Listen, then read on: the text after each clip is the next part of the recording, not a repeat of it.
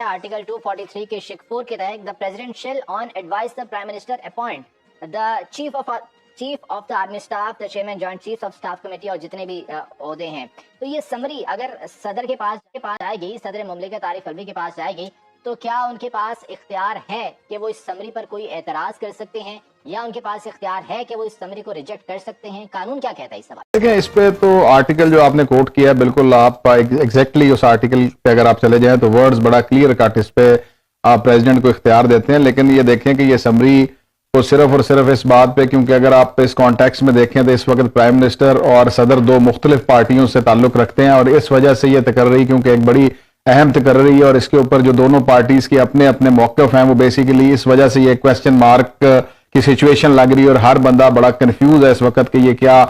Summary को मुस्तरद किया जा सकता है। देखें, प्रेसिडेंट के पास इसमें कोई शक नहीं कि इसकी तकर्री के हवाले से इख्तियार है, लेकिन सबसे बड़ी और इंपॉर्टेंट बात यह है कि सिर्फ और सिर्फ किसी की जाती मंशा पे या किसी पार्टी की पॉलिसी को मद्देनजर रख के इस तकर्री के हवाले से इस प्रोसेस को कभी भी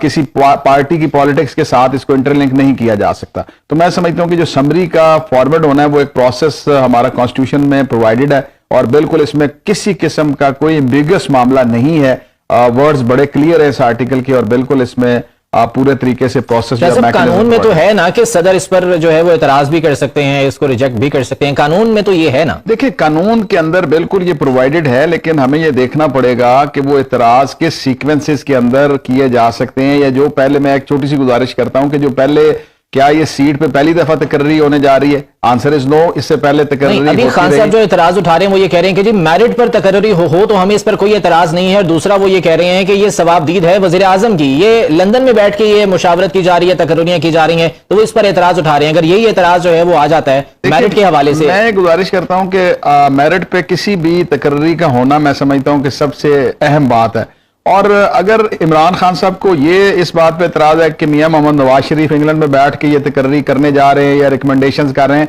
तो मैं ये पूछूंगा कि इमरान खान साहब को किसने इख्तियार दिया या under what provision of law और एनी आर्टिकल जो